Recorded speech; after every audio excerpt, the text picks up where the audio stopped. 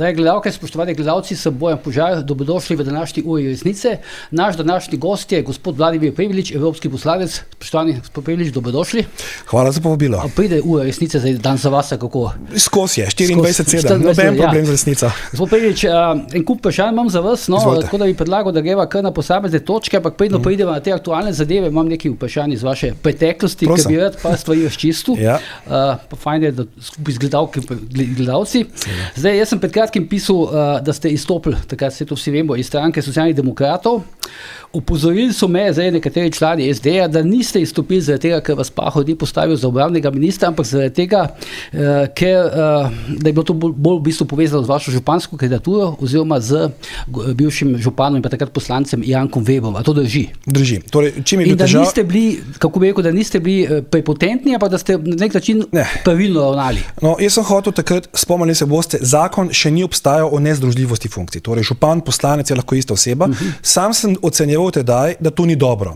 Zato, ker če nekdo sedi v zakonodajni veji oblasti in hkrati izvršuje, mislim, da to že po naravi ni dobro. Drugič, časovna komponenta v igri. Vsak ima 24 ur. In moj predlog je bil, tudi SD-jev takrat, da bi gospod Weber si izbral eno od dveh funkcij in tisto drugo, katerokoli že, prepustil drugemu, v tem primeru meni. S tem predlogom sem šel jaz v Ljubljano, takrat je bil predsednik stranke Borut Pahor, jaz sem mu to predstavil, nekoliko se mu je zdelo tudi njemu logično, ampak, ko smo prišli do točke, da bi treba potekati to odločitev, so rekli, veš, sej je vse lepo in prav, ampak ti nisi tako izvolil. Sem rekel, v redu, ampak jaz ne jemljem. To je Pahor, kako? Ja, ker seveda Weber je bil bolj prepoznana oseba, definitivno, jaz sem bil newcomer, to tle nekaj. Ampak moje stališče je bilo, pa za božjo voljo, vse stranka pa mora poskrbeti za neko kontinuiteto poda in B, mora pomagati k izvoljivosti, ne pa da se kandidat sam naredi izvoljivega, potem pa stranka se z njim okiti. Tukaj je prišlo do nestrinjanja, nerazumevanja in sem rekel, lejte, oprostite, brez veze, ne ima kar želi. Jaz se pač umikam in sem se potem umaknil, no, ampak je bila pa to tudi ena izmed spodbud ali pa vzgibov, da sem kasneje kandidiral popolnoma sam. Ampak vi ste bili tudi svetovalec Boruta Pahorja, ne? Res je. Ja, lejte, pač nekaj na svetu sem tudi takrat dal, pa sem pol ugotovil, da vsi niso šli ravno v tem, kar sem tudi sam predlagal. Veste, jaz bom tako rekel, kdorkoli že hoče komu svetovati, mora sprejeti dve stvari. Prvič, niso vsi na sveti vedno tudi realni ali pa realizljivi. Jaz to razumem. Ampak, če pa seveda ti svetuješ nekaj, stvar gre pa v drugo smer, potem se lahko ustvari občutek, da si ti to svetoval, čeprav nisi. In ko sem jaz ugotovil, da pač te stvari ne delimo, te poglede ne delimo na podoben način, sem pač rekel, nima smisla, sem tukaj zdraven, ker se mi zdi, da prej, ko ne bom trčil v težave, probleme in se bomo samo slabo imeli vsi skupaj, raje se umaknem sam, pa ne vam bo vse dobro. V kakšni odnosi pa se zdaj s Pahorjem? Ker nekdo mi je zanj rekel, da imate neke kontakte, da se pogovarjate. A to drži? Drži. Ker včasih je bilo tako, ne?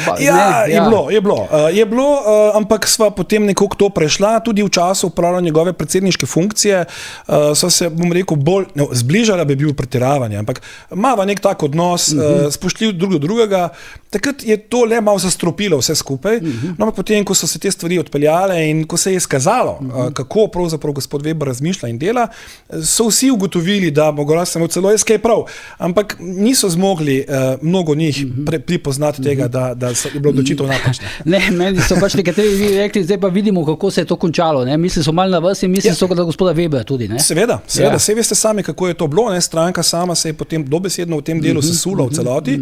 On je stranko skoraj da ugrabil v tem delu, v Kočevju je SD potem obnosil posledice takšnega ravnanja in odločitev. Skratka, vse je šlo narobe, če po domače povem. In ne bom zdaj rekel, da uživam v tem, da sem imel prav, ampak še vedno mislim, da bi bilo bolje, če bi takrat dosegli nek kompromis, pa ga nismo mogli. Pa Pahor je izgubil volitve, za predsednika stranke v Kočevju. Ja, to je pa res, proti Igorju Lukšiču. Mogoče, tako je, Igor Lukšič bi izvolil. Zdaj, občina Kočevje, vi ste bili župan, dve stvari me pravzaprav zanimata. Prvi, zakaj recimo občina ni ravno najmanjša? Največja v Sloveniji. Občina kot taka? Ja. Kako? 555 kvadratnih kilometrov. To so kočevski gozdovi, pa to je vse zjave. To je državni pravzaprav, to je še nova zgodba. Zdaj, zakaj ste bili vi v bistvu nepoklicni podžupan, v čem je finta tega? A ste imeli kaj višjo plačo na FDV-ju? Okay. Oziroma, in kje ste takrat v bistvu živeli v Ljubljani ali v Kočevju? Ves čas. Ja. Torej, zakaj sem bil nepoklicni župan? Zaradi tega, ker nisem želel skozi funkcijo, ki sem jo opravljal, priti v neko socialno odvisnost. Torej, če bi bil jaz plačan samo s strani občine, potem bi nekatere odločitve, ki sem jih sprejel in niso bile vse popularne, sprejel bistveno težje. Ja, vem, samo se poklicni politik, ne, se to pač tanke, zdaj tudi ste plačani, ne, verjetno v Evropskem parlamentu. Že, ampak vendar, neka socialna varnost in karijera, ki sem jo na FDV-ju gradil, moramo le vedeti, ne, jaz sem na FDV-ju leta 99, ne, se pravi 26 let in se mi je zdelo tudi nespametno to kariero, za katero sem res veliko vložil, vreč čez ramo po nekom, ampak da rajši ostanem tukaj, ker sem to tudi rad počel. Za mene je bilo to veliko breme, brez nadaljnega. Po drugi strani je pa res, da kot sem rekel, nekatere odločitve, ki bi jih verjetno teže sprejel, kot sem rekel, recimo, ne vem, dvigi davščin in tako naprej, ki pri prebivalstvu seveda niso priljubljeni, bi težje speljal tudi zaradi tega, ker ne hočeš biti popularen. In če si potem še socialno od tega prihodka odvisen, potem te odločitve lahko zvodenijo. In tega nisem želel. In vedno je bilo moje stališče, lejte, jaz bom delal tako, kot menim, da je sam prav, jaz tudi mislim, da je to najbolje, sem se o tem tudi posvetoval, ampak, da boste pa vi imeli župana za tega, da ga boste imeli radi, potem boste mogli najti nekoga drugega, ker politika, tista odgovorna politika, ni tekmovanje na lepotnem področju, ampak so koncepti in vsebina. Ta ni nujno vedno razumljena. Vi ste v bistvu stanovali v Kočevju, tam ste bili nepoklicni župani, v Ljubljano ste hodili predavati oziroma izpite in te stvari. Tako, meni je omogočal ta akademski urnik to, da sem lahko 2-3 dni recimo tudi ustavil v Kočevju, pa nisem šel v Ljubljano, ampak v resnici je bilo tako, da sem res veliko potoval, se pravi, najprej sem šel ustavil na občini, smo delali jutrnji kolegi, potem sem šel v Ljubljano predavati, se vrnil nazaj in nadaljeval delo po tretji tudi še na občini. Za hipno bi se sam še vrnil na vaše svetovanje. Vi ste Pahoju svetovali področje obrambne politike. Ne? Pa to se običajno meša, ne, z zunanjo politiko potem. Ne? Oziroma se v bistvu nekako malo pokriva in tudi in z nacionalno varnostjo predvidevam. Ne? Absolutno. Še več, celo trdim, da zunanja politika je predigra obrambne politike. Če zunanja politika opravi svoje delo, potem je obrambni bistveno lažje. Ne? Če pa ne... Sploh zdaj bi to lahko rekli. Če pa ne, pa vidite, kaj se dogaja. Ja, razumem, ja. Še eno vprašanje v zvezi z tem županovanjem. Zdaj, kot človek, kaj napiše o vas, pa vas kaj omeni na socialnih omrežjih, ne, se doskrat pojavijo spoje napisi, pa kaj bo zdaj Prebilič, še občine ni po ihtu. Zato me zdaj zanima, recimo, kakšna je vaša ocena, pač vi ste tukaj danes, vašega županovanja. V kakšnem stanju ste recimo dobili občino Kočevje, pa v kakšnem stanju se je zapustili? In ta zgodba z famoznimi Romi, no, ki je v tem povezana. Jasno, vse, super. Poglejte, jaz mislim, da je občina v bistveno boljši kondiciji, kot sem jo prejel. Številke ne povejo svoje, pa bom sam nekaj njih nanizal. Proračun se je povečal približno za 2,2 krat. Torej ne samo za nekaj milijonov. Kaj to meni, da se ga vi izbojili? Kako? Ja, tako je. Torej, tukaj smo mi naredili en velik korak naprej, uredili smo evidence, recimo samo en primer, prej ste se dotaknili gozdov. Ko sem prišel v občino, je bil prihodek z naziva gozdov v lasti občine, v lasti ima pa občina 4500 hektarjev, ko sem prišel, je bil prihodek iz tega naslova 5000 evrov.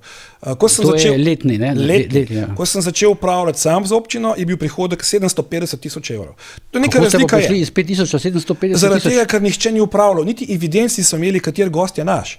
Mislim, niste vse posega pa podali, ne? Ne, seveda ne. Vedno se gre so naravno, to moramo tudi pojasniti, gost ne more lesnik sekati, ker ima zadaj zavod za gozdove. Malo šali rečem, kaj je velik razpon. Seveda jaz sem nihče ni gospodaril. Torej, prihodke smo ustvarili na vseh tistih področjih, kjer se prej ni gospodarilo, A, B, dvigali smo nekatere davščine, iz tega ne skrivam sploh, torej, recimo, prispevek NUSZ se je bistveno dvignil, smo ga pa namensko vedno porabili. Ne? Torej, dosegli smo nek konsens tudi z našimi občankami in občani, sem rekel, pogledajte, cestna infrastruktura je v slabem stanju, to je vse v slabem stanju. Torej, če želimo to spremeniti, bo treba ustvariti prihodke. Dogovorimo se, dajmo nekaj za to. Niso bili vsi za na začetku, danes s tem vsi živimo. Ker je bila na transparenten način zadeva tudi izpeljana. Torej, proračun se je povečal, nezaposlenost se je znižala na zgodovinsko nizko raven, odprli smo ogromno novih delovnih mest, prišla je Skava, katero lahko mirno rečem, da brez mojega obiska v Frankfurtu nikoli ne bi bila v Kočevju. Pa vi ste jo pripeljali kako? Ja, Ja, oni so imeli namreč novinarsko konferenco v Frankfurtu, kjer so se odločali o tem, kam bodo oni šli in Slovenija je bila izbrana. In toliko časa sem tam, bom rekel po domače, težil, tudi CEO, takrat gospodu Manfredu Šternu iz Nemčije, da smo imeli pogovor, se začela pogovarjati, jaz sem ponudil parcele, smo tudi uskladili, kakšne bili naše, bom rekel, dodatne spodbude in danes je to podjetje tukaj, danes se širi, investiralo je v ta prostor 60 in plus milijonov evrov. Torej, to so vse vzgibi, zaradi katerih lahko rečem, da je občina seveda v boljšem stanju, kakor je bila predtem. Vseh problemov se ne da rešiti nikoli, tukaj jaz ne skrivam tega, dalo bi se mogoče še kaj več, ampak samo ocenjujem, da smo izpeljali ogromno projektov. Jaz sem mimogrede, realizacija proračuna je bila vedno nekje okoli 80 do 90%, prej je bila pa 50%. Ne. Torej, kaj pomeni, da smo mi nekje letno zinvestirali med 15 do 20 milijoni evrov v lokalni prostor, pa krat toliko let, pa ugotovivo, da je bilo investiranega 250 milijonov evrov. Mimogrede, pripeljal sem železnico nazaj po 70 letih. In. Pusva, ne bomo zdaj naprej. Romi niso rešljivi, dokler država tukaj ne bo sodelovala. In to sem v državnem zboru povedal. Sami se boste spomnili. Mobilizirali smo 11 županov. Pripravili smo zakonodajne predloge. Za te zakonodajne predloge. Ja, to vem, to župani dosti skrbijo. Zbrali smo podpise za te zakonodajne predloge. Prišli v državni zbor. Prosili državni zbor, obravnavajte. Veste, kaj so nam povedali? Ne bomo, ker to, kar ste pripravili, za nič. Ne? Župan nima vzvoda izvršne funkcije na področju kriminala, na področju zaposlovanja, na področju socialnih transferjev in celo na področju urejanja prostora. Dokler tega ne bo imel župan, je to vprašanje nerešljivo. Smo pa izvedli nekatere druge ukrepe, to pa je, da bistveno več otrok danes hodi v šolo, da bistveno več otrok vključujemo že v vrtec. Romskih otrok. Romskih govorim, ostali tako morajo, se pa jih vključujemo v obje komponenti. Torej, mnogo je bilo storjenega, jaz pričakujem, da se bodo nekateri rezultati pokazali čez čas, ampak... Rezultati kaj tega vašega dela? Tako, veste, morate nekaj razumeti. Ne? Mi smo začeli recimo z romskim oddelkom v vrtcu, ne? Pred 8-9 leti. Ne? Ti otroci so danes nekje v 5. razredu osnovne, ali pa 6. razredu osnovne šole. Učinek bo viden mogoče čez 5-10 let. Ne? Meni je žal, da seveda ne bodo prepoznali tega začetka. Ampak, lejte, jaz sem ves čas v občini delal z vsem, kar znam, za blagostanje naše občine. Večina ljudi bo verjetno pozitivnih. Bodo pa tudi taki, ki bodo rekli, da to ni res. Ampak v čem je, pa recimo tako, če reče, stavkali dva, ne? V čem je zdaj ključen problem tega sožitja, ne? Med Slovenci in Romi? No? Ključen problem je v tem, da nismo... Se ne vem, kako bi bilo, da ne bo kakšen problem. Ja, se ni noben, med Romi in ne Romi. Sobivanje bo težavno do te točke, dokler ne bomo... Zdaj se je to malo zaostrilo, zlasti na področju kriminala, nasilja in podobno. Seveda, se je zaostrilo, ampak veste spet, dokler ne bo zakon veljal za vse popolnoma enakovredno, bo težko. To pomeni kaj naprimer? To pomeni zelo konkretno. Zakon o prekrških, Seveda, se pravi o izterjavah in tako naprej. V čem je namreč težava? Če je oseba X izključno na socialnih prejemkih, je ta oseba pravzaprav neizterljiva v čemarkoli. Torej, delam prekrške za prekrškom, izdajajo se plačilni nalogi, ki nikoli niso plačani, zato ker je, dokler je oseba X na socialnih transferjih, v tem delu zaščitena. Torej, ona, vi ne morete vzeti na socialnih transferjih. No, jaz mislim, da bi treba, naš predlog županu je bil zelo konkretno na tem delu, mi smo takrat predlagali... Mislim, da bojo neke osebe na socialnih transferjih, ne? Ne, to že, vse s tem ni nobene težave. Ampak hočem povedati, dokler je nekdo prejemnik socialnih transferjev, verjetno ne more biti imun na vse, to sem hotel poudariti. V našem konkretnem primeru, ko smo se pogovarjali o otrocih, je bilo, da če romski otrok ne obiskuje šole in seveda prejema otroški dodatek, katerega komponenta je tudi to, da sedi v šoli, ne, da se, če otrok ne hodi v šolo, mora na odgovornost poklicati starše. Ne? Žal se to zelo redko zgodi. Naš predlog je šel celo dlje, da bi se del otroškega dodatka preoblikovalo, ne vzelo, preoblikovalo iz denarnega transferja v naturalijo. Torej, ne vem, v bone za hrano ali šolske potrebščine ali karkoli. Torej, mi smo hoteli narediti nek vzvod, da bi tisti, ki ne sledi zakonu, začutil posledice tega, da temu zakonu ne sledi. Samo ocenjujem, dokler tega ne bo, je ta problem zelo težko rešljiv. Kaj, recimo, to, da zdaj, pač vi poznate stvari, no, ampak to, da res drži, da se tam policija boji teh Romov, kako? Lejte, boji je mogoče pretiravanje, je pa res, da policist točno že vnaprej ve. Sploh govorimo o teh lokalnih policistih. Ampak morate nekaj razumeti. On že vnaprej ve, da bo zelo težko to osebo sprocesiral do konca. On mu sicer na koncu lahko tudi izda plačilni nalog. To se ponavadi pomeni to, če obrneva Rom, pač ti dotični Rom ve, da mu ta policist nič ne more. Tako je, v bistvu res.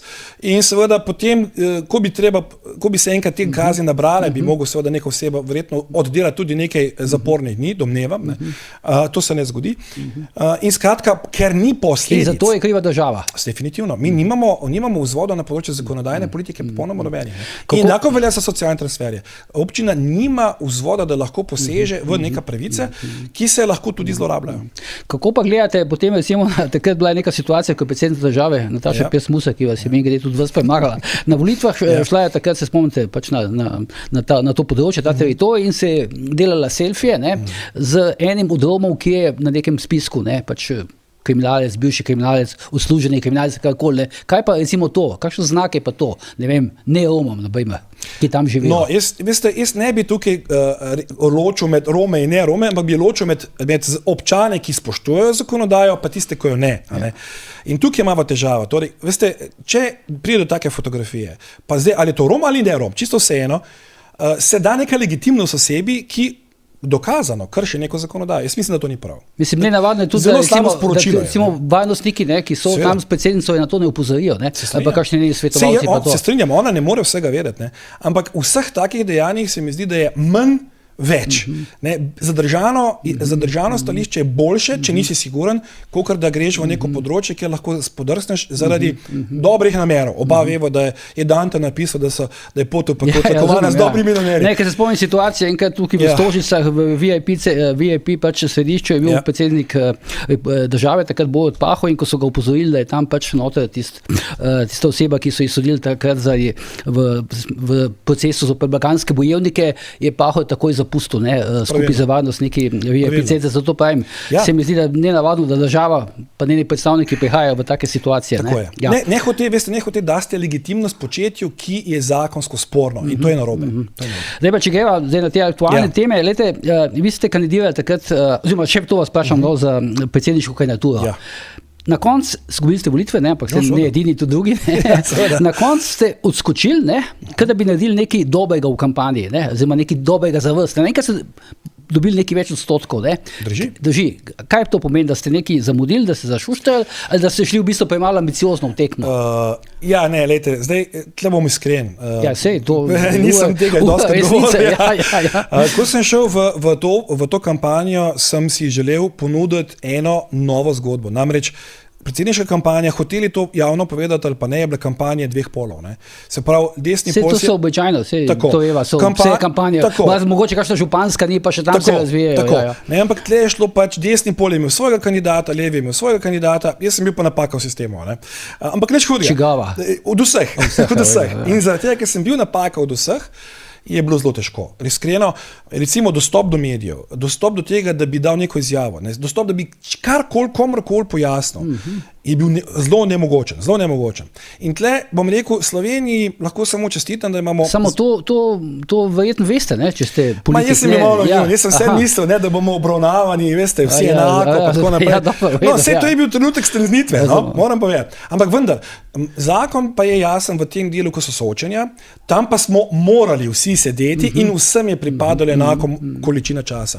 In se mi zdi, da ko sem to priložnost dobil, da bi nekatere stvari lahko pojasnil, ne z ideoloških vidikov, ampak z tistih, ki so ta pravi, takrat se je potem začelo ta procent popravljati.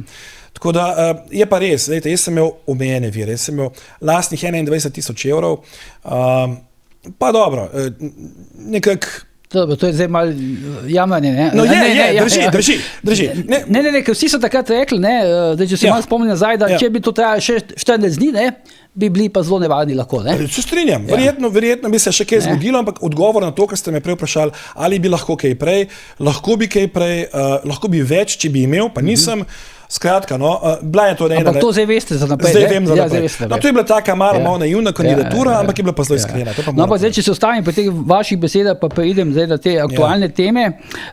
Če boste se recimo odločili, da greste na prihodnje parlamentarne volitve, zdaj tam mislim, da se na Pop TV izjavil, da je 60-40, ne, zdaj to po mojih izkušnjah to že pomeni ja, ne, v sedanjih razmerah, ne, ampak to mi povete, boste spet napaka v sistemu, ali kaj boste pa zdaj, recimo? Ne vem, to zdaj težko rečem, zato, ker nisem več čist anonimus, ne, v tem delu, pod eno in drugo, to pa moram povedati zelo jasno, tudi če in vkolikor se odločim, se ne bom tega lotil naivno. Ta naivnost je bila zdaj odkljukana, vzeli smo lekcije, torej sam ocenjujem, da za to mora biti postavljeni 3 pogoji. Pogoj številka 1 je, da to ni one man band, torej če se greš neko tako stvar, moraš imeti tudi ekipo, s katero lahko dejansko napadeš izzive, s katerimi se Slovenija srečuje. Torej, brez ekipe ne gremo v nobeno odločitev. To je eno. Drugo, brez tudi nekih podpor in zagotovil, tudi, bom rekel, donatorjem, še koga drugega, ne moramo iti, to je popolnoma jasno. In tudi to lekcijo sem vzel. In tretja lekcija, želel bi si, da bi se, preden se za kaj takšnega odločimo, probali doseči vsaj nek minimalen konsens, ampak govorimo res minimalnem konsenzu na centru levo, da ne bom jaz spet edini problem vsega levega spektra in na koncu se zgodi, da sem jaz glavna tarča. Tega si ne želim. Torej, ali bomo to dosegli, vam danes ne znam povedati, se pa pogovarjam z nosilci nekaterih političnih opcij na tem področju. Zaenkrat nismo tako daleč, da bi me kaj navdajalo z prepričanjem, da bo to mogoče doseči. Vse to mi je bilo rečeno, da bi danes tega ne mogli povedati, da boste kandidirali. Ne, pa itak slišim, da je bilo veliko teh pritiskov, da tega intervjuja ne bi bilo. No, ampak zdaj, ko ste omenili te 3 točke, no, kdo jih to more zdaj izpolniti? A vi se, zdaj recimo, ne vem, zdaj kapital, recimo številka 2, ne? Ja. To predvidevam, sve tako je to, če dobro stojite na anketah, pa če imate podporo nekih političnih, ne vem, ozadja, česarkoli, je manjši problem, ne boste rabili verjetno dati svojih 21,000 evrov, ne? To mislim, da bi se dalo rešiti, ne? Dvojka se da rešiti. Dvojka se da rešiti, zdaj trojka mi je pa ful zanimiva, no, kako ste jo formulirali, kaj za to pomeni? Da bi vi pričakujete nek konsens tega, da ste vi vodilni kandidat na levi sredini, ali kako? V bistvu res. V bistvu res. Se pravi, kaj jaz zdaj vidim zadnje dni se dogaja, tako na levi sredini, ne več toliko samo, da ni Janša, ampak bolj samo, da ni Golob, ne? Zdaj zanima, to težko rečem. Zdaj, lejte, jaz je res ne bi... Se pravi, vi bi šli, boste kandidirali samo v primeru, če dobite neka zagotovila pod narekovaji, da ste ključni igralec leve sredine. Oziroma, da vsaj dosežemo konsens o tem, da ne bom jaz glavna tarča in glavni problem levice in sredine v Sloveniji. Tega si res ne želim. Kaj to pomeni? To pomeni, da bomo imeli na mestu ideološkega spopada, kot vedno v Sloveniji, se pravi levo in desno, da se bo levica najprej začela sama sabo ukvarjati z mano. Tega si ne želim. Ampak že v času volilne kampanje, ali kako? Tako je, in pred njo. Jaz mislim, da tukaj moramo biti toliko modri. No, hoče biti v tem obdobju, ki prihaja, tako, ja. Toliko modri in toliko sposobni, da se lahko o nekaterih stvarih dogovorimo. Če nismo, potem naj gospodje in gospe pač peljejo to stvar, kakor želijo, ampak mislim, da to ne bo dobro. Kako pa mislite, da to, ne vem, doseči? No, mislim, jaz si bom imel serijo pogovorov, ker si želim biti nad vse transparenten. Srečal se bom z posameznimi nosilci, ko sem že prej rekel, in predsedniki strank, tukaj nobenih slepomišenj. Videli bomo, kako oni vidijo ta izziv, ki ga jaz zdaj tukaj predstavljam. In kot rečeno, če je možno v tem delu iti si nasproti, torej že recimo dogovor o nenapadanju bi bil nekaj vreden, ne? Že to recimo, pa recimo res minimalen dogovor, potem bi to nekaj bilo. Če pa še enkrat, se pa tukaj vzpostavi, kot sem pa rekel, sintagma, da sem jaz edini problem levega pola, potem ta problem ne bo obstajal, ker me ne bo. To se pravi, vi boste zdaj skušali za neko pač mizo, spraviti vse te predsednike teh strank, ki funkcionirajo na tej levi sredini, ne? A to skupaj, ali vsaj ga posebej? Najprej bilateralno, potem bomo pa videli, kako bomo prvo rundo zaključili, potem pa verjetno bi bilo dobro, da se enkrat tudi skupaj usedemo. Dobro, pa predvidevam, da recimo vam ne bo problem povabiti Dimovskega, ne? Kaj bo, naprimer, pač figurativno rečeno, ampak kaj boste pa naredili, recimo, ko ste pa Goloba spravili za tako mizo? To bo verjetno velik izziv. Danes nimam na to odgovora. Nimate še? Ne, začeli bomo s tistimi, ki se želijo o teh stvarih pogovarjati in jaz mislim, da imamo tukaj kar nekaj odprtih kanalov, kar se tiče Levice in SD-ja. Verjamem pa, da bo pri GSA-ju pa velik izziv. To pa brez dvoma. Koliko pa držijo te informacije, da bi vas del SD-ja želel kot njihovega kandidata za mandatarja? Da ne bi bil to Han, kar je logika, kar je predsednik stranke, a pa da bi bili vi konkretno? Jaz tega tudi sam ne razumem najboljše. Mislim, to so mi povedali, ne? Ampak vidim, da se te informacije se precej, ko bi rekel, poimensko so podobne tistim, ki so vas pohvalili v tej prvi točki, v kateri so se pogovarjali, da ste upravičeno takrat izstopili iz stranke. In ti isti zdaj imamo občutek, da forsirajo vašo kandidaturo za mandatarja. Razumem. Jaz mislim, da vstopanje zdaj na vrat na nos v neko stranko. Ne, da bi vstopil, da bi pravzaprav stranka, ne govorimo o tem, da bi se postavila stranke, da bi vas stranka pač v okviru neke skupine ali sama po sebi predlagala za mandatarja. To, mislim, zanimiv poskus. To je verjetno podobno nekaj, kot ste vi govorili o tem konsenzu. To že sem seveda si težko predstavljam, iti za mandatarja, pa ne iti na volitve. No. Torej, tle bo treba najti recept, kako iti na volitve. Ker gospod Han je, vse govorim, da bi šli vi, pa da bi vas podprli. Ne? Okay. Mislim, da je Han pa je že rekel v enem intervjuju, mislim, da ste vi konkurenca. To sem tudi prebral in dvignil obrv, ampak razumem, popolnoma razumem. Nisva še imela pogovora, ga bova imela v aprilu mesecu. In se bova tudi o tem pogovorila. Koliko je zdaj prostora biti fleksibilen, bova ugotovila. Še enkrat, če bomo uspeli s točko 3, jaz bi bil zelo vesel, mislim, da bi bilo to modro in pametno, ker sicer, kolikor bomo nesposobni v tem delu, mislim, da se široko odpirajo vrata vračanju eni drugi vladi, ampak glejte, to si ne sami ljudje odgovorijo, kaj je za njih boljše. Zdaj, videli ste, kako vas je definiral Milan Kučan, ne? Niste nov, ampak ste star obraz, ne? Čeprav je to nenavadno, ker recimo Marjan Šarec, ki je po istem principu, ne, v bistvu začel, ne, župan, potem predsedniški kandidat, celo več glasov je dobil kot vi, naredil je stranko in bil pa nov obraz, ne? Lejte, težko zdaj govorim samo o tem, ker se mi je zdel, da je bil tisti podcast, v katerem je gospod Kučan to povedal, nekako namenjen praktično samo temu, da vas je preformulira v star obraz, ker sem videl potem, kako je delo to reklamiralo, v bistvu to njegovo izjavo je ves čas samo podajalo, ampak a se vi strinjate s to definicijo? Recimo vi zase, če bi rekli, ste nov obraz ali ste star obraz? Lejte, jaz sem 51 let star, ne. Zdaj čist nov bom težko. V politiki ste prej sami povedali, ne, se prav 14 let župan, zdaj evropski poslanec, tako naprej. Zdaj, prav nek mladič nisem, no. To je treba biti iskren. Verjetno nov v tem delu, da se z državno politiko še nisem ukvarjal, ampak seveda, lejte, kako zdaj to pojmuje prvi predsednik, prepuščam njemu, bi pa rekel naslednje, no. Meni je všeč to, saj jaz mislim, no, da je moje delo očitno prepoznavno, ne, ker mislim, da se vsega ne loti komentirati, kar je tudi prav. Torej, jaz mislim, da gre za neko minimalno zaupanje v delo, ki ga upravljam in to jemljem kot pohvalo. Ampak zdaj, kar zadeva recimo vas pa Kučana, so tako kar zanimive ocene prihajajo, ne. Mislim, da je gospod Jeretič tukaj sedel, kot ste vi zdaj, ne, pred nekaj dnevi in je rekel, da vi pravzaprav niste tako nek direktni izbor, ne, Milana Kučana, ampak enostavno, kako? Bi kar verjel. Ja, ampak da ga postavite v situacijo, ki vas bo na nek način mogel podpreti, ne? Zdaj težko, veste, kaj je treba in ni treba. In to je pravzaprav, bom rekel, verjetno je tudi že ta delna podpora prišla z njegove strani v obliki te definicije, ne? Lahko da, lejte, jaz menim takole, vsaka podpora je dobrodošla, vsi, ki so me kontaktirali in jih malo v tem delu, rečejo, ja, pa dej, ti bomo pomagali in tako naprej, vse lepo in prav, ampak jaz vedno rečem naslednje, lejte, dokler ti je ta pomoč pogojena na način, da nekaj dobrega storimo za Slovenijo, dobrodošli. Če pa je ta pomoč, v čemarkoli, to gre zdaj za točko 2, v čemarkoli pogojena, da sem jaz naložba za nekoga, potem je pa ne bomo mogli skupaj delati. No. To jaz razumem, no, verjetno ne mislimo v tem banalnem smislu, da pač morate nekaj dobiti, ampak vendar, hočem reči, ne želim se postaviti v funkcijo pri tej starosti, ki sem, da bom jaz podaljšana roka kateregakoli interesa ali kateregakoli lobija. To ne bom, rajši se pol tega ne grem in delam to, kar počnem. Ja, vaš kolega na faksu Igor Lukšič, on zelo velik poudarek daje, da je zelo pomembno, na volitve koga podprejo v bistvu kapital, ne?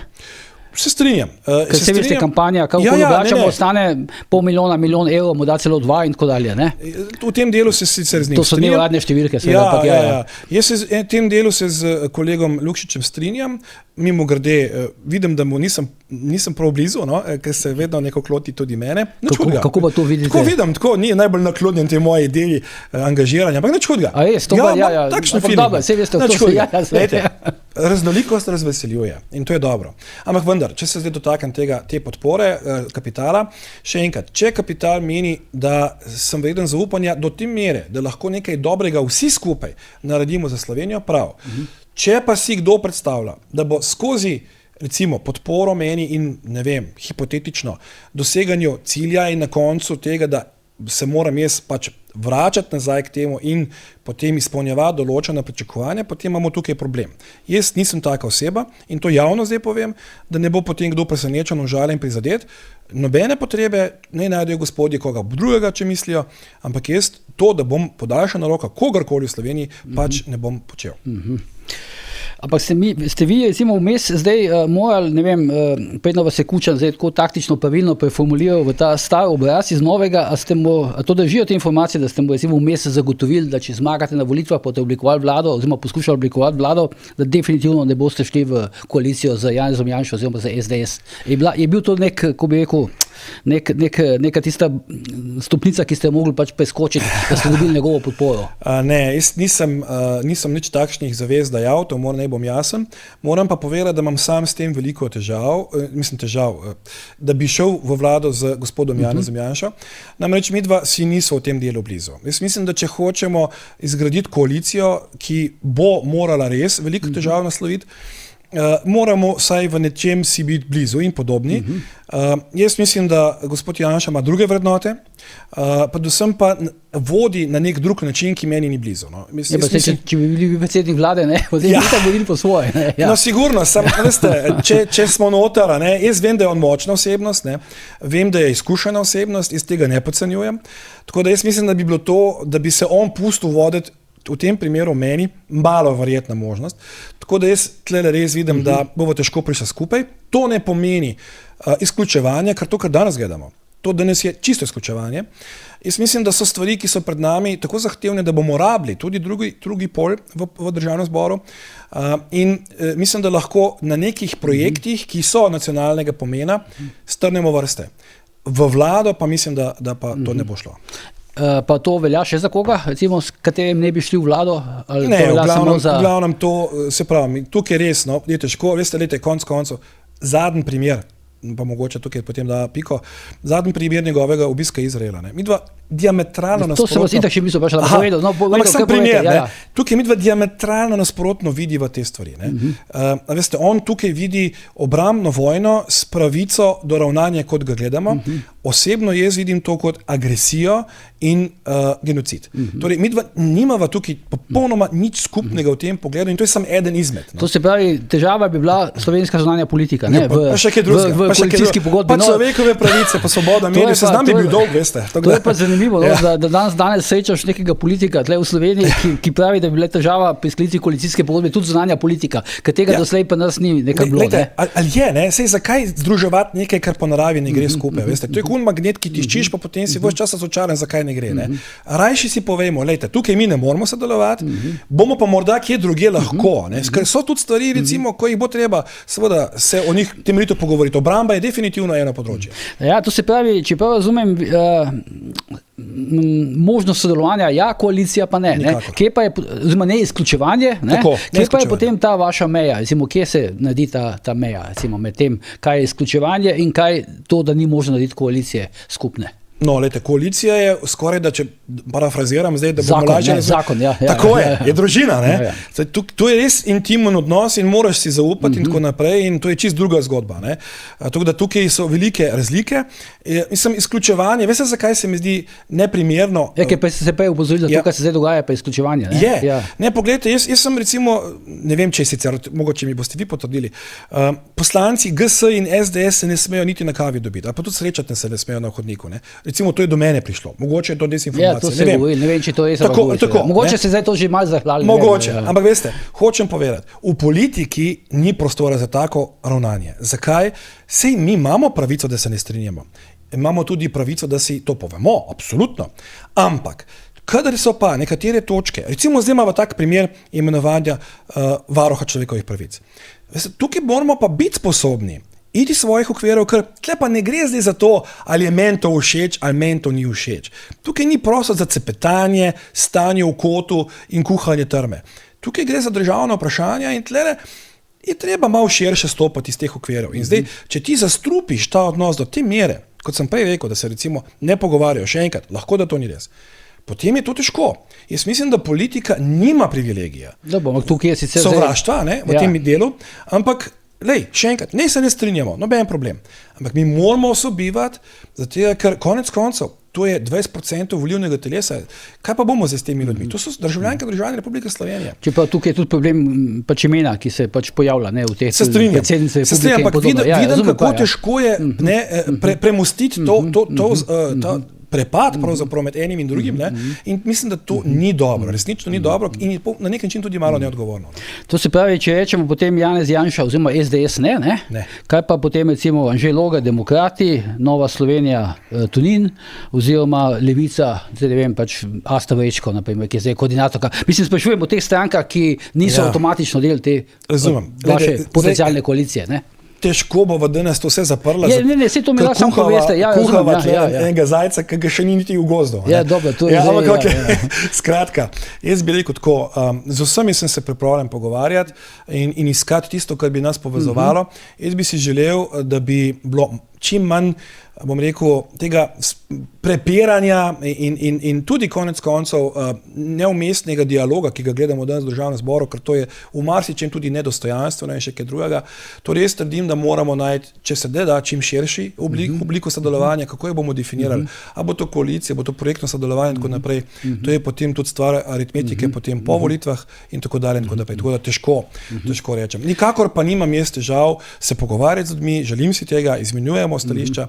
Tega sem se tudi zdaj naučil samo v Bruslu. Veste, ni svet tako enostaven, da ga bomo zdaj naši, vaši in tako naprej. Treba je najti kvadraturo kroga.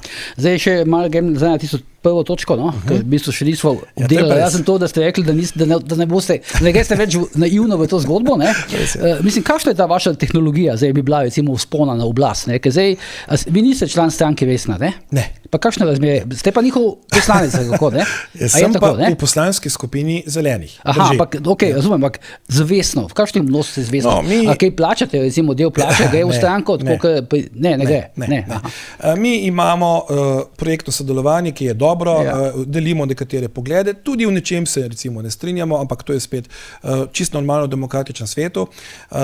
Svoja plača ali prihodku ne dajem nikomor. Ampak to je bilo že verjetno prej dogovorjeno. To je bilo že prej dogovorjeno, tudi kar se tiče prostorov, ker nekatere stranke so tukaj strašno kreativne, a ne porabljajo proračunski oziroma evropski proračunski denar za sofinanciranje lastnih prostorov, tega pri nas ni, vsak plača svoj del. Kdo pa to dela? Kdo pa to dela? Katere stranke? Pa se veste, to je zakonito? Poslanec smo poslanska skupina. Tako potem vidi, razumem. In tako naprej. Tega pri nas ni, mi imamo to popolnoma transparentno ločeno. Imamo skupen denar, ki je za promocijo vrednot, ta je tako imenovana BL 400, tukaj smo se dogovorili o delitvi teh sredstev, ki jih namenjamo za promocijo naših aktivnosti, tako da stvar je popolnoma transparentna in jasna. Torej, nisem član, sodelujem z njimi in v marsičem se strinjamo, so pa tudi stvari, kjer se recimo naši pogledi tudi razhajajo. Jaz osebno sem bolj naklonjen temu, da sem umirjen v teh tudi mogoče zelenih pogledih, se pravi zeleno ampak seveda to mora biti vedno v sožitju z realnimi možnosti časa in prostora. Se pravi, trmovsko vztrajanje ni primerno, zlasti ne v času in geopolitiki, ki jo imamo danes. Je pa verjetno predsednica stranke zainteresirana, da se vi vrnete, ker potem, če ste vi tukaj izvoljeni za poslanca, potem ona postane evropska poslanka. Tako je, ona postane evropska poslanka. Ampak zdaj to, če vi kandidirate na parlamentarni volitve in ste izvoljeni, avtomatično pade evropska funkcija. In ne morete nekako povrniti karkoli. Ne. To je enosmerna pot. Ker slišim, da tudi Matej Tonin tako razmišlja, mislim, to je kar težka odločitev. Seveda. Če je tehtam zdaj z vidika Zgubite 15,000 mesečno, kako ne? No, tukaj sicer ni, no. Je pa tako, plača neto znaša nekje 6,500, pa so dnevnice. Na koliko pridete potem? Ja, pa dnevnice, no 15, mogoče ne, 12 pa sigurno. Ampak zdaj bo tukaj, mislim, da 8 pa še nekaj, ne, za predsednika vlade. Drži, ampak hočem povedati, ne, če zdaj primerjamo obe funkciji, predsednika vlade in pa člana Evropskega parlamenta, seveda finančno je to sigurno korak nazaj, odgovornost je bistveno večja pri predsedniku vlade, brez dvoma, ne? Izpostavljenost, brez dvoma, količino dela in vse ostalo, brez dvoma več pri predsedniku vlade. Torej, če potegnem črto, kar nekateri provocirajo, ali se meni v čemarkoli splača, se mi ne. To razumem, ampak vse veste, kako je to. Ne? Ja. Če imate ambicije, oblast in tako dalje, to je... Dobro, hočem reči, no pač človek je ambiciozen v politiki, to je popolnoma običajno. Jaz mislim tako, še enkrat se vračam na začetek tega dela pogovora, če menimo, da lahko kaj več bolje storimo za Slovenijo doma, potem sem jaz na takšen izziv pripravljen. Če menimo, da je to lahko samo težava, nobene zamere, to, kar počnem, delam rad, se tudi dobro počutim, nekateri bi rekli, dobro je nagrajen, se strinjam, dobro sem tudi nagrajen, absolutno, in res, nobene potrebe. Ukolikor pa menimo, da smo skupaj zmožni več, sem pa pravi. Ampak kako ste potem prišli zdaj iz 60, že na 60 proti 40 odstotkov? Zakaj? To vmes se je nekaj zgodilo zdaj? Se je. Lejte, vmes se dogaja kar nekaj stvari tudi v Sloveniji in v svetu. Ena izmed stvari seveda je zdaj tudi rearm, ta nesrečen rearm, katerega se lotevamo, kot se ga lotevamo, sam sem deklarativno absolutno proti.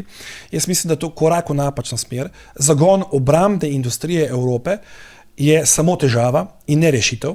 Vsi tisti, ki danes... To je malo FDV-ovska država, ni? Ne, veste, zakaj vam ne vem, da je FDV-ovska, ampak jaz se z vojno ukvarjam in proučevanjem vojne 25 let.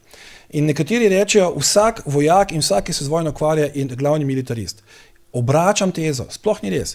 Vojak bo največji mirovnik. Zakaj? Ker on bo šel na fronto in bo tvegal svoje življenje in bo lahko tudi umrl. Njemu ni v interesu iti v vojno. Absolutno ne. On mora iti. Zdaj, ker je pač takšen režim. Poznavajoč vse te zgodovinske in druge konflikte in kako težko smo mi vsakeč išli iz tega, menim, da je to res najslabši možni scenarij. In dolžnost vseh nas je, da se temu scenariju izognemo. Na to bi imeli več vpliva, če je bili predsednik vlade. Definitivno. Ja. Žal Evropski parlament v tem delu nima nobenega vpliva. Veste? In to, mogoče to niti poslušalke in gledalci tega ne vedo. Evropski parlament o rearmu sploh glasoval ne bo. To je največja ironija. Torej vse, kar so se dogovorili predsedniki vlad in kar so se dogovorili s komisijo... To je svet Evrope. Tako je, to je svet Evrope. Evropski svet. Oni so dali to skozi. In odločitev bo njihova. In mi tudi glasovali. Tukaj jaz vidim ta demokratični deficit Evropske unije v čem. Si vi predstavljate, da bi pri nas premier rekel, mi bomo dali 2,5 milijarde, to je 3% BDP za obrambo in parlament o tem sploh ne bi rabo glasovati. Si vi to predstavljate? To je stanje trenutno v Evropi. In to ni prav. No, pač po posameznih državah se bodo o tem že pogovorili. Seveda. Ja. Skratka, če prav razumem, vi ne bi šli v ta ciklus oboroževanja v Sloveniji? Nikakor. Ne bi zvišali, recimo, ne vem, pristojbine za NATO? Za NATO, takole, da bomo jasni, ne? Tudi to je neka fama, ki se vse čas govori. NATO nikomur ne more predpisati procenta za obrambo. Nikomur. Procenta za obrambo, kaj? Ne, NATO predpisuje, koliko zmogljivosti moraš zagotoviti. Kako jih bo zagotavljal in stvar države. Ne gre za to, da bomo dali 2 ali ne 2. Ne, seveda ne. Zakaj pa potem vsi o tem govorimo? To je priporočilo. A to ni zavezujoča pogodba? Ne, sploh ne. Vi morate zagotavljati zmogljivosti, še enkrat poudarjam. Če vi zagotavljate zmogljivosti, potem je to. NATO ne bo štel evre in tudi jih ne sme in ne more. Ampak dejstvo pa je, da je narativ danes takšen, da so vsi to besedo priporočljivo vrgli stran in govorijo, NATO nam ukazuje. Pa tudi bom povedal zakaj. Zaradi tega, ker je bistveno lažje predsedniku vlade danes povedati, nisem jaz sicer za to, ampak jaz to moram narediti. To ne drži. To preprosto ne drži. Zaradi tega, ker če bi hotel, bi lahko predsednik rekel, ne, lejte, mi bomo zagotovili to na tak način. Vlade, seveda. Se on je tisti, ki odloča v našem imenu in sedi za mizo v Severnoatlantskem svetu. Ne? Torej, da se vrnem nazaj, samo osebno ocenjujem, mi rabimo zmogljivosti, brez nadaljnega. Osebno ocenjujem, da sta 2% popolnoma dovolj za to, kar mi tudi moramo prispevati in zagotoviti. Mislim, da še nismo 2%. Nismo, 1,53 trenutno, ampak hočem reči, do tam se jaz lahko pogovarjam, več pa nikakor ne. Namreč to strašenje, da Rusija jutri bo napadla Evropo, je popolnoma neutemeljeno. Nimamo nobenih dokazov za kaj takšnega. In če bi šli v analizo stanja... Obveščevalci Zahoda pravijo, v 4 do 5 letih, kako ne?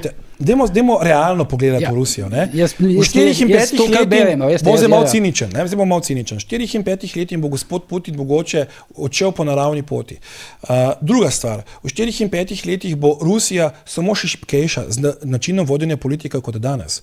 Odselilo se je 4 milijone ljudi iz Rusije v tem času, od tega najbolj izobraženih ljudi, katerega preprosto več ne morejo gledati.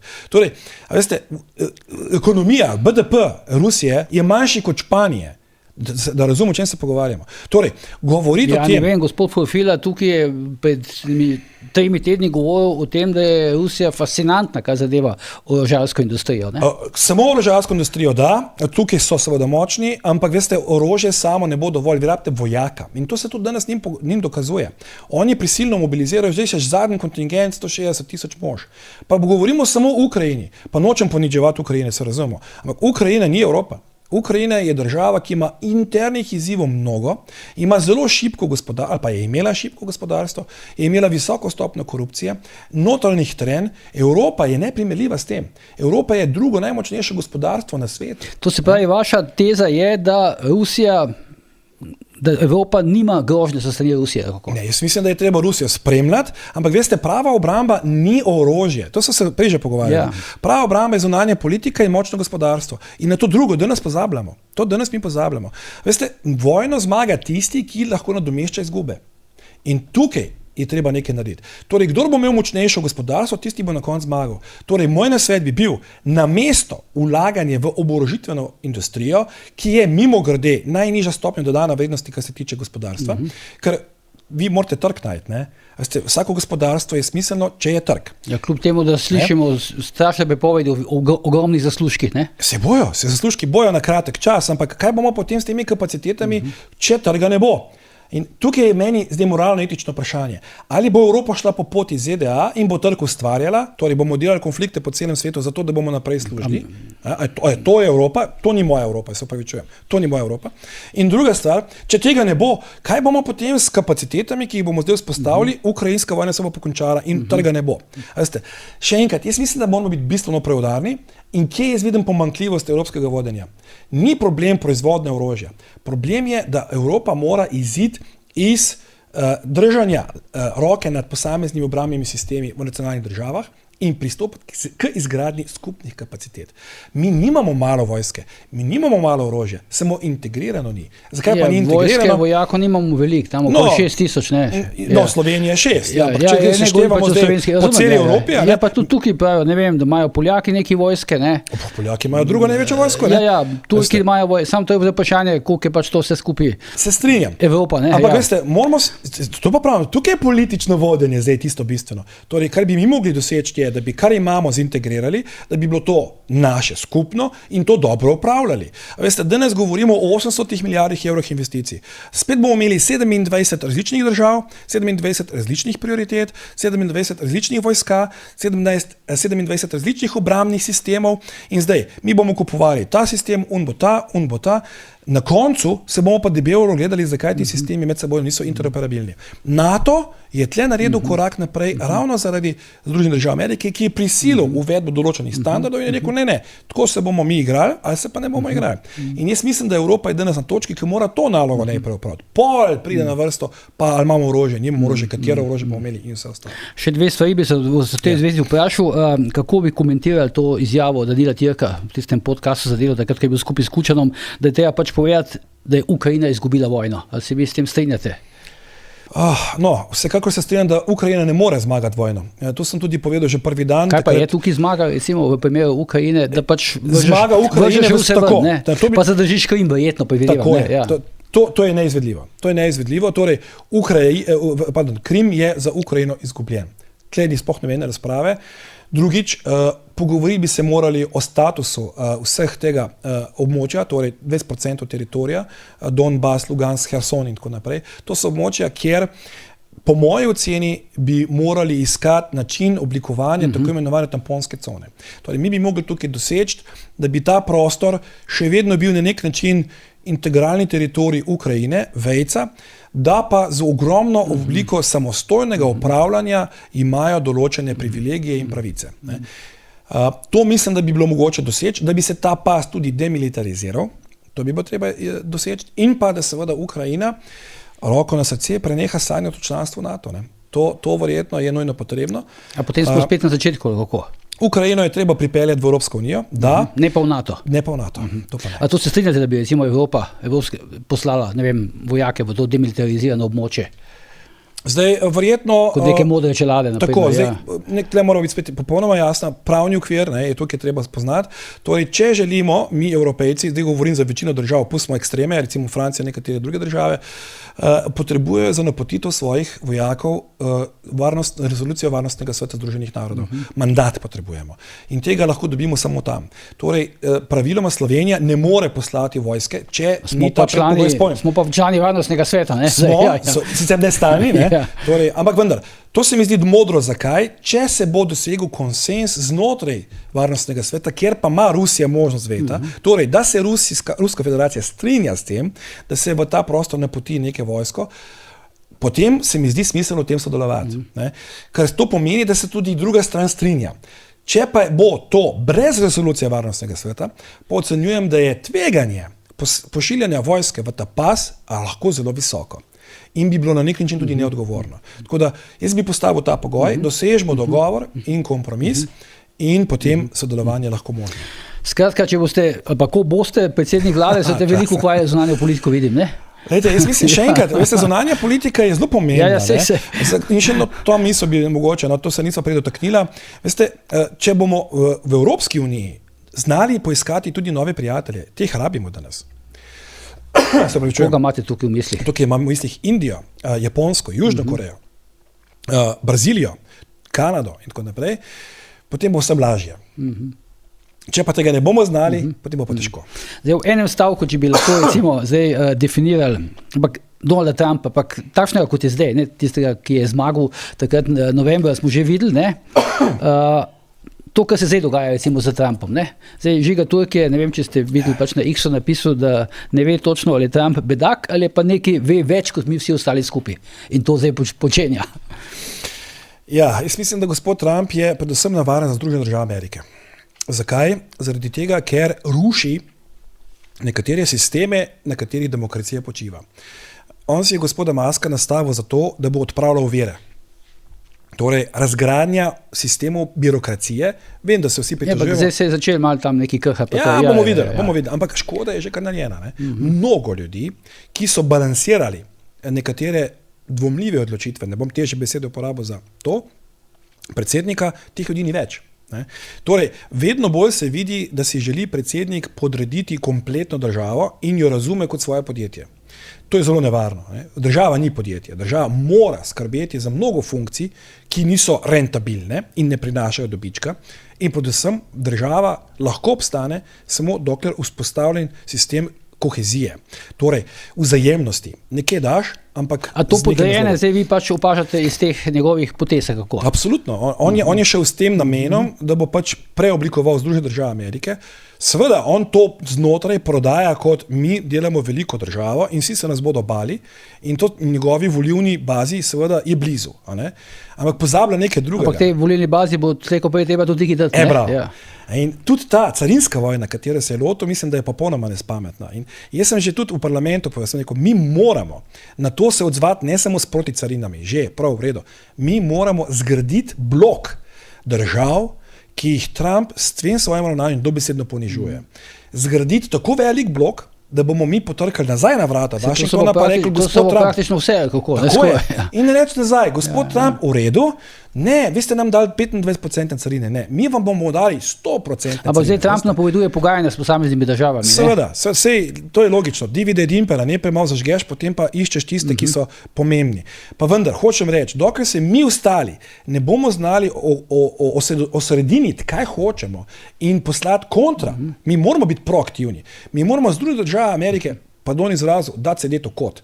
Ko bomo to naredili, potem se bo tudi gospod Trump pogovarjal. Dokler tega ne bomo naredili, to ne bo šlo. In tukaj je vloga Evropske unije. Veste, so to kreganje tudi Evropske unije, Kitajske in tako naprej. Ta trenutek so situacije take, da se moramo drugače pogovarjati.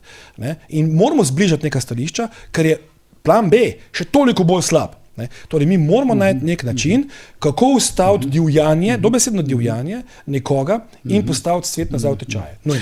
Dobro, gospod Pevlič, zdaj, jaz imam še nekaj vprašanj.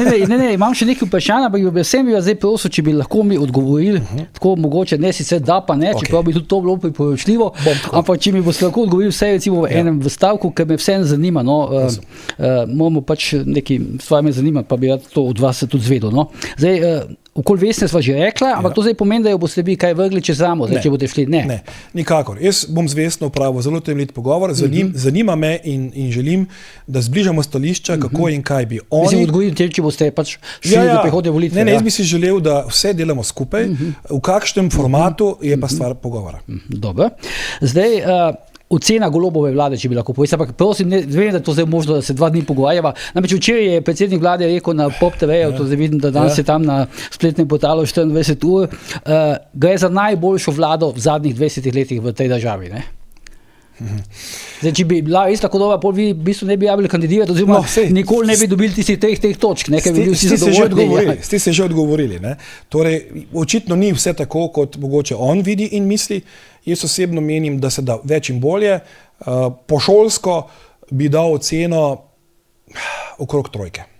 Če te to zdaj 5 greste? Do 5. Ali niste vi na faksu? Pa pa 9-7. Se pravi čujem, jaz sem pač osnovno šolsko oceno. Kako pa sicer ocenjujete recimo te nastope predsednika vlade? Mislim, jaz pač to politiko zdaj spremljam že vrsto let.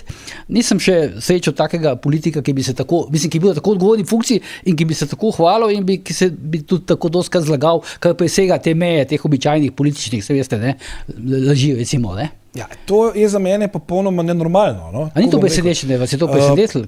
Zelo. Veste, še to, kar ste prej povedali, v tem delu se popolnoma strinjam. Ko zasedeš določeno funkcijo, obstajajo določena pravila. In ne oziraje se, kakšen karakter si in kakšen ego imaš, se pričakuje, da boš vse to, tako ego kot karakter, nekako dal vsaj v nek minimalni okvir. Ne?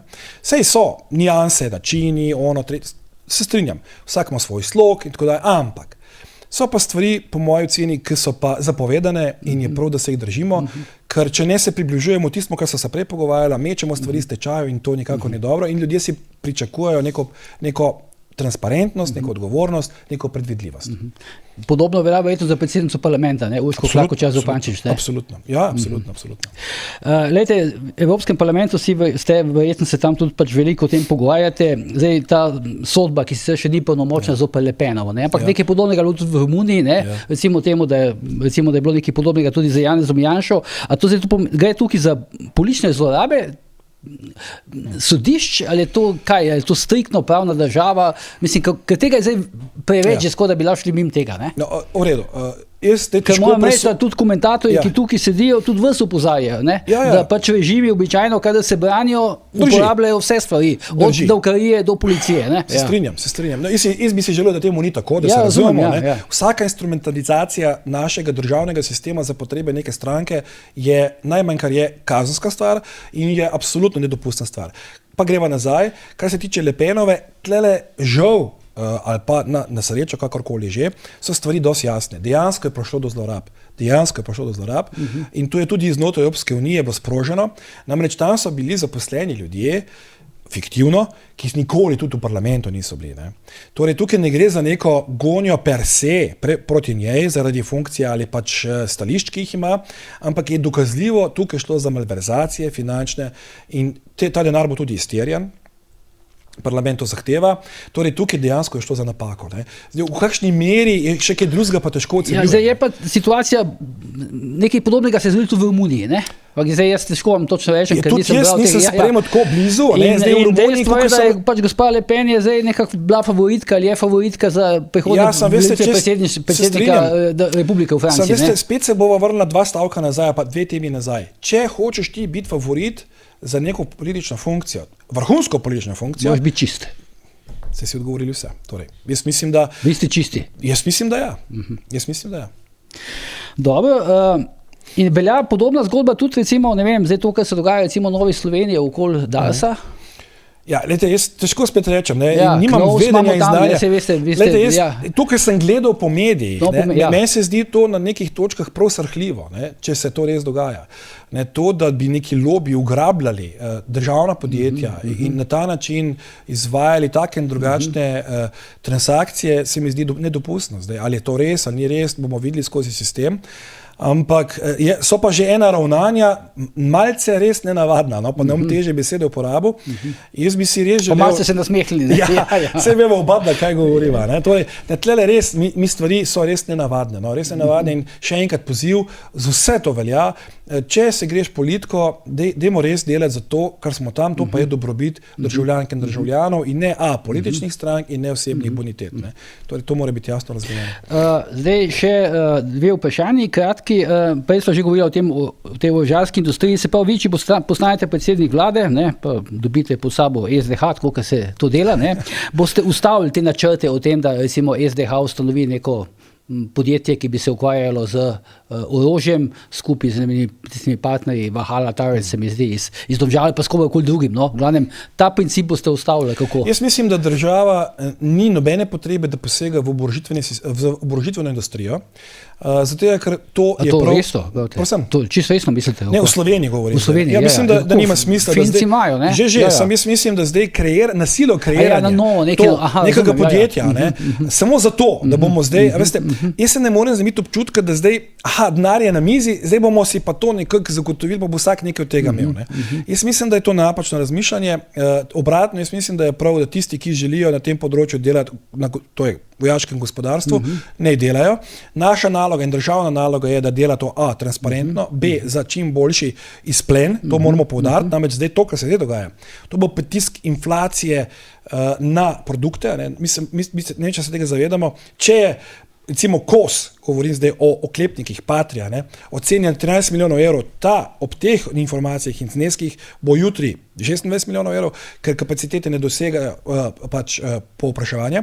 Torej, jaz mislim, da moramo prvo, kar je zelo ustaviti te stvari in zelo po kapljicah spuščati v ta sistem, da ne bomo prišli do preddimenzioniranja gospodarstva. Kitajska je lep primer, preddimenzionirate gospodarstvo za cel svet, potem pa ugotovite, da trga za to ne bo. Potem je pa zelo slabo počutje. Torej, še enkrat, počasi, jaz mislim, da država na silo ne rabi postaviti do mega podjetja. To se pravi, Damir Črnčec se lahko tresajo, kako zdaj vi svojimi načrti, ne? Vprašanje, mogoče bo pa še naprej, ker mene ne bo, ne vem, pustite. In še tole, poslušal sem vas takrat, oziroma pač gledal in poslušal, ko ste bili gost tega podcasta pri Mirku Majerju in pa Petru Maršetu, bilo nekaj mesecev nazaj, in takrat je bila tudi tema zdravstvo, se spomnite, ne?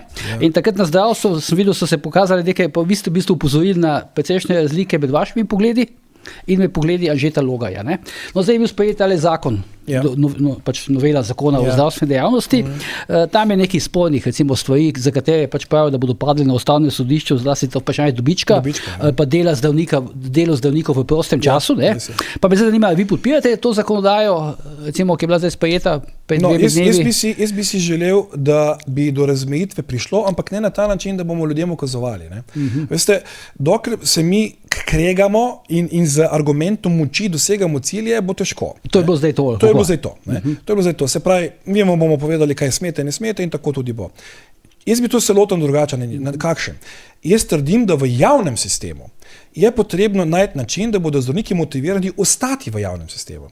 Ne jim pa prepovedovati, kam ne grejo. Veste, ljudje, če bodo izživeli svoje... Ne, se načeloma lagajo, kam hočejo, sem zdaj vprašanje, lahko delajo na obeh koncih. Ne, se pravim, ampak jaz bi si želel, da bi oni vse svoje sanje in motivacijo izživeli znotraj javnega sistema, ker bi bili za to plačani, motivirani, delovno okolje pozitivno, in da bi bile bolnice in ves ta javni sektor tako upravljen, da bi se oni tam tudi dobro počutili. Gre tudi za to, seveda, ali ta sistem dejansko njih podpre v njihovih naporih.